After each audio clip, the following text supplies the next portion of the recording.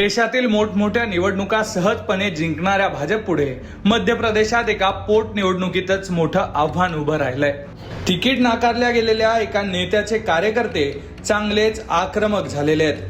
एकीकडे भाजपचे राष्ट्रीय अध्यक्ष नितीन नवीन यांच्या मतदारसंघात होत असलेल्या पोटनिवडणुकीत भाजपने ऐनवेळी उमेदवार बदलल्याची चर्चा सुरू असतानाच दुसरीकडे मध्य प्रदेशमधील दतिया विधानसभा मतदारसंघातील पोटनिवडणुकीत उमेदवारीवरून पक्षात रणकंदन सुरू झालंय. पक्षाचे ज्येष्ठ नेते आणि राज्याचे माजी गृहमंत्री नरोत्तम मिश्रा यांना उमेदवारी नाकारण्यात आल्यानं संतप्त झालेल्या त्यांच्या समर्थकांनी रस्त्यावर उतरून गोंधळ घातलाय. मिश्रा यांच्या समर्थकांनी रात्री राष्ट्रीय महामार्ग क्रमांक 44 रोखला. तसंच या दरम्यान हिंसक झालेल्या आंदोलकांनी दगडफेकही केली आहे. या दगडफेकीत पोलीस अधीक्षक मयूर खंडेलवाल यांच्यासह 6 पोलीस जखमी झालेत. मैं था जिला कार्यालय पे, पुलिस प्रशासन ने बर्बरता की है. भारत के इतिहास में पहली बार ऐसा हुआ है कि भाजपा कार्यकर्ताओं को भाजपा कार्यालय में पुलिस ने कैद कर दिया. लेकिन हमारी मांगे जायज है. जब तक नरोत्तम मिश्रा जी का टिकट नहीं होगा हम लोग इसी प्रकार आंदोलन करेंगे. पुलिस ने आंसू गैस के गोले छोड़े हैं, पुलिस ने बम फोड़े हैं, लेकिन हम पीछे हटने वाले नहीं.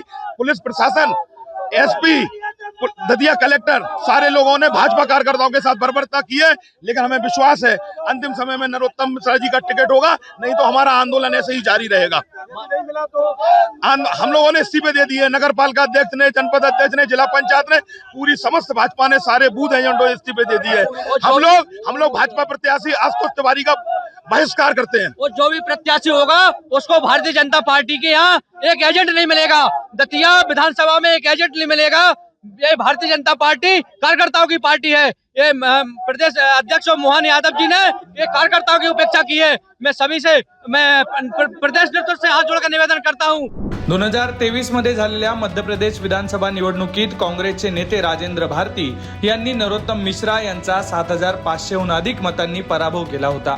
मात्र राजेंद्र भारती यांना हल्लीच एका प्रकरणात कोर्टानं दोषी ठरवल्यानं त्यांची आमदारकी रद्द होऊन दतिया विधानसभा मतदारसंघात पोटनिवडणूक लागली आहे. आणि याच पोटनिवडणुकीसाठी 30 जुलैला मतदान होणार आहे, तर 3 ऑगस्ट रोजी मतमोजणी होणार आहे. दरम्यान शुक्रवारी संध्याकाळी 6 वाजल्यापासून 3000हून अधिक लोकांचा जमाव दतिया शहरातील वातावरण बिघडवण्याचा प्रयत्न करत असल्याचं पोलिसांचं म्हणणं आहे. या जमावानं जबरदस्तीने बाजार बंद केला, तसंच राष्ट्रीय महामार्गावर रास्ता रोको केला.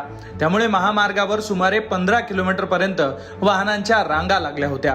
पोलिसांकडून कार्यकर्त्यांना वारंवार महामार्ग मोकळा करण्याचं आवाहन करण्यात आलं, मात्र पोलिसांना कार्यकर्त्यांनी जुमानलं नाही. या दरम्यान पहाटे 4 वाजण्याच्या सुमारास आंदोलकांनी पोलिसांच्या पथकावर दगडफेक केली. अखेर नरोत्तम मिश्रा यांनाच आपल्या कार्यकर्त्यांना समज द्यावी लागली. मैंने कल भी विस्तार से कहा था, मैं आज भी विस्तार से कह रहा हूँ, ये पार्टी का निर्णय है. और एक बात जरूर मैं आपके माध्यम से सभी कार्यकर्ताओं से निवेदन करूँगा कि अभी मेरे को जो विजुअल फुटेज सोशल मीडिया के दिखाए पेट्रोल डालते हुए या मिट्टी का तेल डालते हुए कार्यकर्ताओं ने, ऐसा कोई कार्य न करें. जैसा कल कहा था, न मार्ग अवरुद्ध करना है. पार्टी के फोरम पे अपने तरीके से अपनी बात कही जाती है, इस तरह से व्यक्त नहीं की जाती है. भाजपासारख्या शिस्तबद्ध पक्षातील कार्यकर्ते एवढे का संतापलेत अशी चर्चा आता सुरू झाली आहे. एकीकडे मध्य प्रदेशात मुख्यमंत्र्यांवर जमीन घोटाळ्याचे आरोप झालेले असतानाच आता पोटनिवडणुकीच्या निमित्तानं पक्षांतर्गत वाद पुन्हा एकदा समोर आलाय. आता पक्षश्रेष्ठी हा पेच कसा सोडवतात हे पाहणं महत्वाचं ठरणार आहे. या सगळ्या राजकीय घडामोडींबद्दल तुम्हाला नेमकं काय वाटतंय ते कमेंट बॉक्समध्ये नक्की लिहा. आणि अशाच राजकीय घडामोडी जाणून घेण्यासाठी लोकमत पाहत रहा.